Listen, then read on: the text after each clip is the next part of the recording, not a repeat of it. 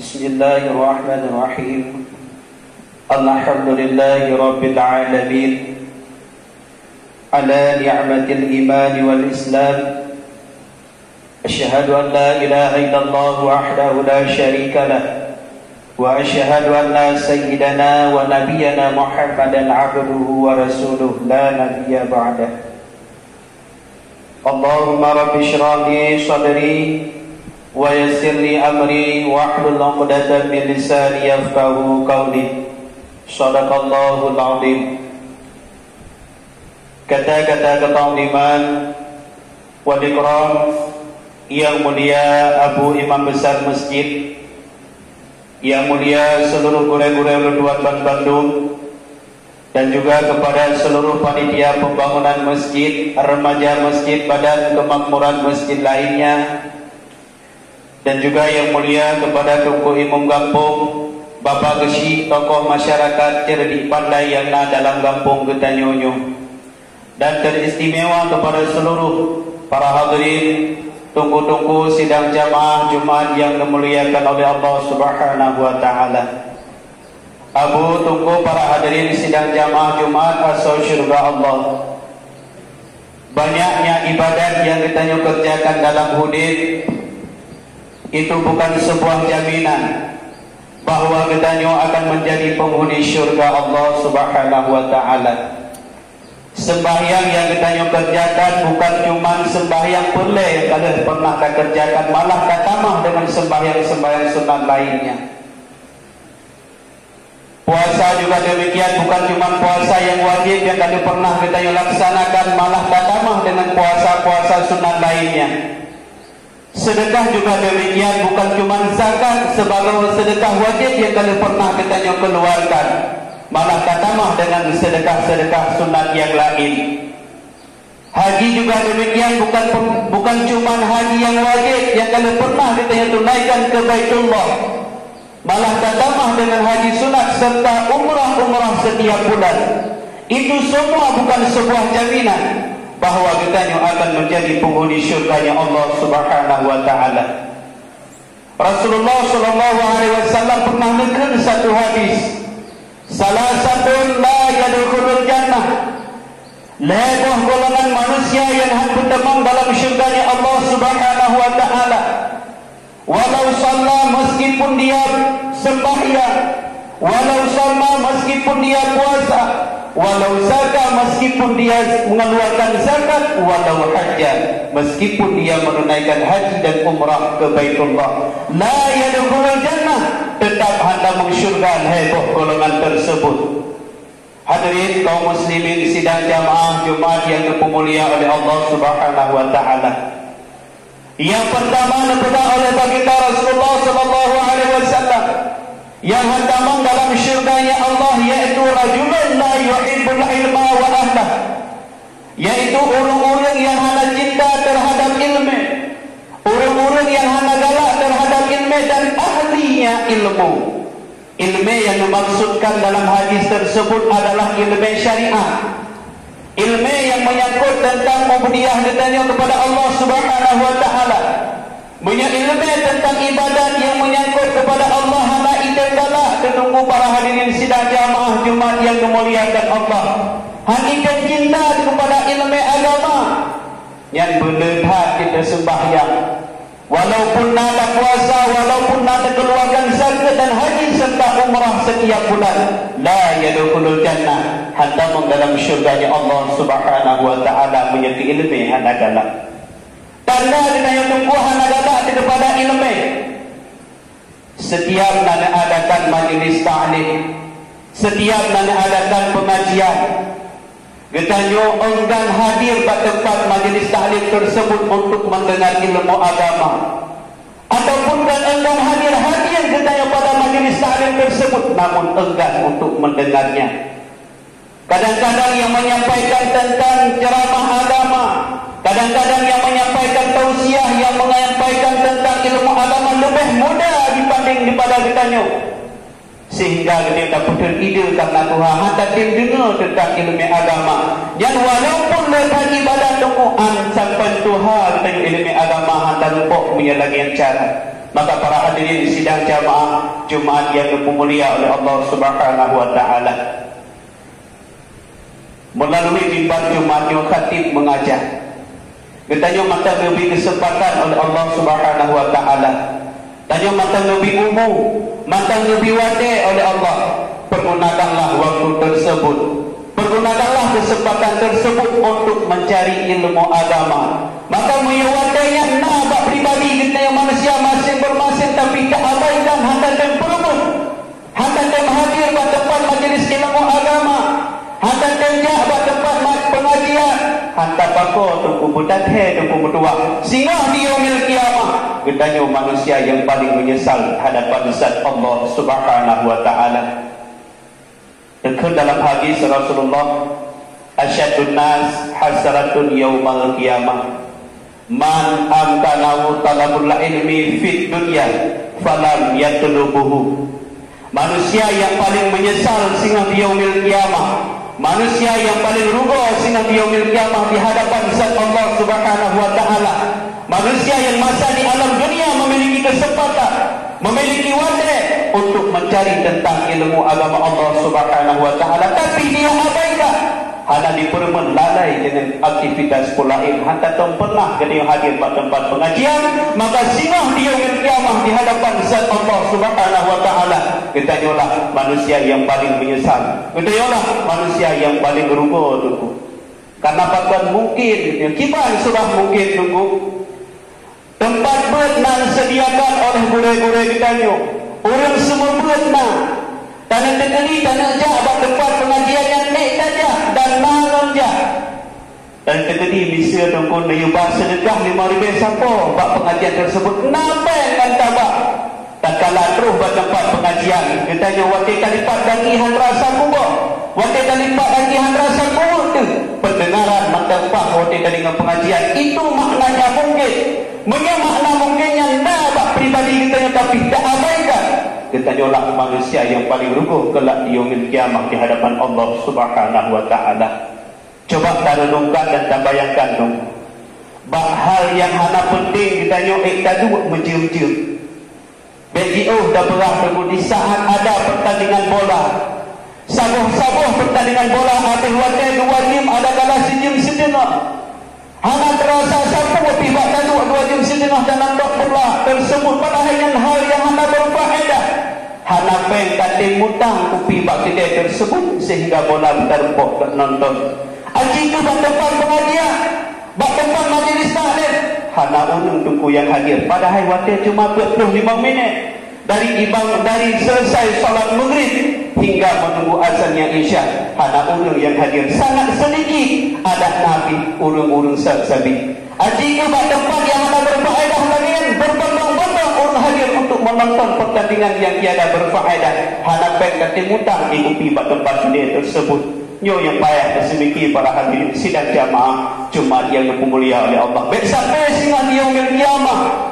Getanya manusia yang paling menyesal, getanya manusia yang paling rugi di hadapan zat Allah Subhanahu wa taala. Makanya Rasul menyatakan la yadkhulul jannah, hantamun dalam syurganya Allah walau leda sembahyang tunggu, walau leda puasa, walau leda bersedekah, walau leda haji dan umrah, menyertai ilmu agama kita haji tinggalah la yadkhulul jannah, hantamun dalam syurganya Allah Subhanahu wa taala.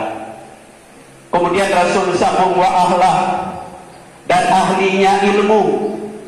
So tunggu ahlinya ilmu yaitu para alim ulama, para gure-gure, para tungku-tungku yang semebut yang merupakan ahlinya ilmu. Menyertanya jina di antara hamba-hamba Allah. Kahana cinta terhadap para alim ulama, hana cinta kepada gure-gure tungku-tungku yang semebut. Nyandungku ketanyo hantamung dalam syurganya Allah walau leda sembahyang. Allah katakan sebuah video bak media sosial. Video yang mencaci maki tentang para alim ulama. Tak ikut komentar katanya di bawah untuk mengikuti mencaci maki ulama. Itu pertanda katanya hantamung dalam syurganya Allah Subhanahu wa taala. Alim ulamanya tunggu mentua, para ahli ilmunya merupakan kekasih daripada Allah Subhanahu wa taala. Menyertanya hana galak telih ikut tungku-tungku, menyertanya hana galak telih kepada para alim ulama. Para alim ulama yang satu demi persatu dicok pulang oleh Allah Subhanahu wa taala. Nekanda tunggu dua pun yang kau unika. Akhir daripada 2020, satu demi persatu kekasih Allah yaitu para alim ulama kembali ke hadirat Allah. Akhir 2020 Abu di Paluh Gading nuwaba Allah Subhanahu wa taala. Kemudian Abu di Krudintan Abulah, beliau seorang ulama yang sangat tegas menyampaikan tentang ilmu agama Allah Subhanahu wa taala. Beliau kembali ke hadirat Allah dalam bulan Ramadan 20 hari puasa dulu. Malam 20 hari puasa beliau kembali kepada Allah. Kemudian dalam bulan tersebut pada bulan yang sama 25 puasa kembali seorang ulama di Aceh yang tertua. Bahkan beliau memiliki tarikat Nasyabandiyah. Bahkan beliau seorang mursyid tertua di Aceh yaitu Abu di Matang Perla. Kembali ke hadirat Allah Subhanahu wa taala. Tak kala tunggu waktu 2022, Allah kembali dipanggil kekasih yaitu ulama Allah Abu Niduk Nibung. Sentuh mula Abu Nuwaba Allah kembali Allah memanggil seorang ulama Aceh tertua yaitu Abu di Dahli. Dekatlah tunggu tuah satu demi persatu ulama Allah mencap pulang oleh Allah. Maka dengan kembalinya para alim ulama kepada Allah, ilmu tentang agama semakin berkurang tunggu tuah. Sedikit demi sedikit kakurang ilmu agama fakir karena fondasi ilmu kami cabut oleh Allah Subhanahu wa taala. Mengina dengan tungguhan anda coba-coba kita minta ilmu para orang alim pagi singgah situ pun yang akan datang. Pagi singgah 20 pun yang akan datang. So yang akan mengelola tempat yang mulia rayanya menyebutkan ilmu hana tu berdoa. Maka para hadirin sidang jamaah, cintailah para alim ulama, para tunggu-tunggu, para guru-guru dan yang sebut tentang ilmu agama Allah Subhanahu wa taala. Menyayang sama-sama kata benci. Jelas Rasul nyatakan dalam hadis la yadkhulul jannah, hantamong dalam syurganya Allah Subhanahu wa taala. Menyatakan Yohana cinta kepada ilmu dan ahlinya ilmu agama Allah Subhanahu wa taala. Itu merupakan yang pertama. Yang kedua disebut oleh baginda Rasulullah, orang yang hendak dalam syurganya Allah Subhanahu wa taala, walau nada sembahyang, walau nada puasa, walau nada beribadah dan haji serta umrah, yaitu rajulun la yu'adabu ibnahu, orang yang hana pernah ilmu adab kepada anak, orang yang hana pernah ilmu syariat, ilmu agama kepada anak, nyantungku walau leda sembahyang tetap menjadi penyebab bagi kita yang urusi sehingga kita dalam syurga Allah Subhanahu wa taala. Ketanya dino yang kajian ke ayat perintah nanti tibak yang kita bertanya oleh Allah Subhanahu wa taala. Yang pertama perumuh adalah isteri, yang kedua alim sabah 2 hingga seterusnya. Itu merupakan kewajiban yang dipundakkan oleh Allah bagi kita seorang ayah untuk sempurna ilmu agama, untuk tanam akidah Islamiah dalam dada anaknya. Kewajiban atas kita ayah menyayang dari kita tumpuhan ada purna ilmu agama. Gimana cara kita membentengi mereka daripada api neraka Allah Subhanahu wa taala? Allah diperintahkan kepada kita, ku anfusakum wa ahlikum nara, jagalah dirimu dan keluarga serta anakmu daripada api neraka Allah Subhanahu wa taala. Bahkan buku dalam satu kitab yaitu Sab'atul Kutub, inan menulis sehingga persoalan yang paling pertama bagi kita ayah di yaumil kiamah di hadapan Allah adalah persoalan tentang anak dan keluarga. Bahkan sehingga di hadapan Allah akan dikun Allah, ya Rabbana kun bihaqqina minhu, nujak ya Allah hak kamu bak sigamnya, karena sigamnya hana dipernopo yang hana kamu tempuh, karena sigamnya dibuat makanan kepada kamu, makanan yang hadir kamu hana bertempuh ya Allah, nujak haknya bak sigamnya ya Allah. So tuku berdoa yang akan dipersigam sehingga yaumil kiamah di hadapan Allah. Orang yang pernah dia panggil masa hidup di alam dunia dengan panggilan ayah, orang yang pernah dia panggil masa hidup di alam dunia dengan panggilan abi, orang yang pernah dia panggil masa hidup di alam dunia dengan panggilan abah. Sehingga dia kiamah di hadapan Allah hana dipu ayah, hana dipu abi, hana dipu abah akan dipersigam di yaumil kiamah di hadapan Allah Subhanahu wa taala menyealuknya hala tertanam ilmu agama dalam dada, tabiarkan dalam kejahilan, tabiarkan dalam kemaksiatan kepada Allah Subhanahu wa taala, sehingga di yaumil kiamah yang paling sedih tunggu. Anak masa di alam dunia tidak kepeng dan jupeng, diklik tak sanjung tak sayang tapi punya ilmu agama tabiarkan hala dituntut ba'alu, sehingga di yaumil kiamah akan dibesarkan di hadapan Allah Subhanahu wa taala. Itulah penyebab kita terhalang tamu dalam syurga ya Allah Subhanahu wa taala. Walau kita sembahyang tunggu, walau kita puasa, walau kita bersedekah, walau kita tunaikan ibadah haji dan umrah, menyealuk tabiatkan dalam kejahilan, la yadkhulul jannah, tamu dalam syurga ya Allah Subhanahu wa taala. Itu merupakan yang kedua. Yang ketiga, dipegang oleh baginda Rasul yang hantamu dalam syurganya Allah, walau na sembahyang, walau na puasa, walau na zakat dan haji serta umrah, yaitu rajulun fi qalbihi hasadun, orang yang memiliki sifat iri dengki terhadap orang lain, lebih dikenal dengan sifat SMS, susah melihat orang senang, senang melihat orang susah. Goblok kendaraan tanyo yang opname, gob plaster rumah tanyo yang sakit ulen, gob yang do klokas dua pintu galau dicelok-cok tak terasa siju. Itu pertanda kita memiliki sifat iri dengki. Hati-hati itu kumudwah. Bahayanya iri dengki Rasulullah digambarkan dalam satu hadis yang bermakna. Dengkinya akan dipajuh ubina amalan ketemu. Ubina amalan yang kita kerjakan masa hidup di alam dunia, habis dipajuh oleh sifat ini dengkinya. Ibarat apui dipajuh ranting-ranting kaya yang tu. Dino kacau rukuk sibah, kacau kata tunggu berdua. Dalam jangka 5 minit rukuk yang hana takbir akan habis kedua itu. Begitulah akan dipajuh amalan kebaikan kita pribadi manusia bila memiliki sifat iri dengki dalam jiwa katanya. Hati-hati itu kumudua. Bahkan akan dikhawatirkan dengan sifat iri dengki dalam hati kita sehingga tatkala tahu kepada Allah Subhanahu wa taala, tatkala kita terus janji dengan Allah, tatkala tiba sakratul maut, kita sangat diragu-ragukan untuk selamat iman kita tatkala sakratul maut dengan sifat ini dan kita tersebut. Ditulis di dalam kitab Sirajul Talibin bahwasanya seorang ulama Allah yaitu bernama Fudail bin Iyad, beliau memiliki seorang murid yang begitu alim. Bangsa berurut murid Fudail bin Iyad itu jatuh sakit. Nebeda Fudail bin Iyad nejak bak murid yang tengah sakitnya. Ngecok Yasin dia baca sebagaimana kita nyojak baru sakit tak baca Yasin tunggu. Dia baca Yasin oleh Fudail bin Iyad bak murid yang tengah sakit pun ikut oleh muridnya tatkala dia baca Yasin oleh Fudail bin Iyad. La taqra hazah. Baik dibacanya inoha ikut dengar nyampan ucapan dipimpin oleh murid Fudail bin Iyad.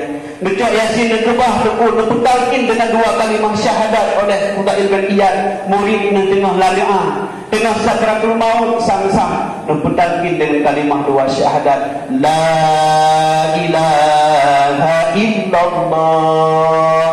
Pun ikut oleh murid lunkan melepaskan doa daripada 2 kalimahnya. Habis dikun kata-katanya oleh murid Fudail bin Iyad yang tengah sakit, beliau kembali kepada Allah Subhanahu wa taala tanpa membawa iman, tanpa membawa akidah ilmu tauhid terhadap Allah Subhanahu wa taala, mati dalam keadaan mati kafir tunggu bertuah.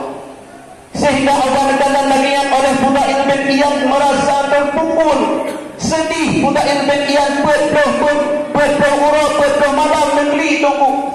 Dan dalam tiba malam yang berdoa Fudail bin Iyad melumpur sebuah malam bahawa murid yang tengah nunggu oleh malaikat dalam api neraka Allah Subhanahu wa taala. Seraya berkata Fudail bin Iyad, wahai murid Lut, pekan kata bahwa Allah hang selamat iman. Padahal kata murid yang paling alim, padahal kata murid yang paling taat, padahal kata murid yang paling saleh. Tapi bakal kalau tahu kepada Allah hang selamat iman tu wahai murid Lut. Dijawab oleh murid Fudail bin Iyad, bisalah satil aisyah, dengan 3 perkara. Leboh sebab ternyata tuku getanya dan kala tahu bahawa Allah selamat iman. Yang pertama dipegang oleh murid Fudail bin Iyad. Indun Nasahudin pernah nun situn siga legit minuman arak. Kan karena pula tujuan banget pulih penyakit, karena bantu pulih nasabah macam penyakit, dan kalau lonjak pada doktor dipegang di doktor penyakit tron hat pulih menyatakan legit arak dalam jangka situn siga. Ngejitlah arah oleh murid Fudail bin Iyad situn siga. Ternyata Allah murka terhadap murid Fudail bin Iyad, iman melayangkan kala dua kepada Allah Subhanahu wa taala. Coba kita bayangkan untuk para hadirin sidang jamaah Jumat yang dimuliakan Allah. Pagi kadang-kadang saudara kedanyu kan meskipun siga pidijit arah. Kadang-kadang harap tiap malam tunggu arah bak baba. Harap tiap malam tunggu sabu-sabu bak baba. Kadang-kadang saudara tanya menjadi pengedar sabu-sabu, menjadi pelindung sabu-sabu pagi setengah terjalan luar kepada Allah. Bahkan lebih aula getnya luar Allahan selamat iman ketimbang murid Fudail bin Iyad tersebut. Cuma situn siga lecit arah han selamat iman dan kala dua kepada Allah. Itu karena han pulih penyakit, makanya lecit sehingga Allah bolkan. Yang kedua, han selamat iman dan kala dua kepada Allah, yaitu memiliki sifat namimah.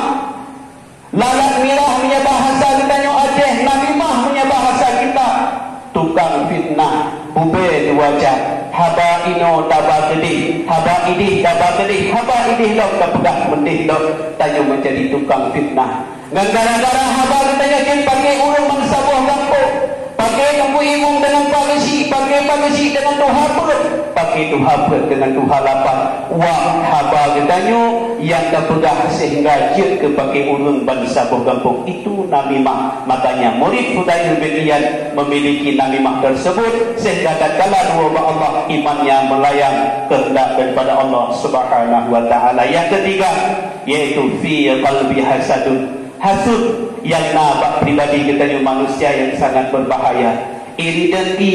Makanya Rasul menyatakan la yadkhulul jannah fi qalbi hasadun, hantamong dalam syurganya Allah Subhanahu wa taala orang yang memiliki sifat iri dengki terhadap orang lain. Walau dekat ada sembahyang tunggu jamaah kita Yohana Pri tiap subuh selalu berjamaah, jamaah maghrib isya duhur asar serta lain sebagainya sambil-sambil dalam berjamaah. Wakaf untuk agama Allah, untuk masjid balai pengajian nan kita nombor isa tunggu. Iktikaf dalam masjid luar biasa, tapi kadang-kadang memiliki dia katanya sifat diri dan kita tersebut, ibadah yang mereka puput bunuh akan dipajuk oleh sifat hasud tersebut. Makanya Rasul menyatakan la yadkhulul jannah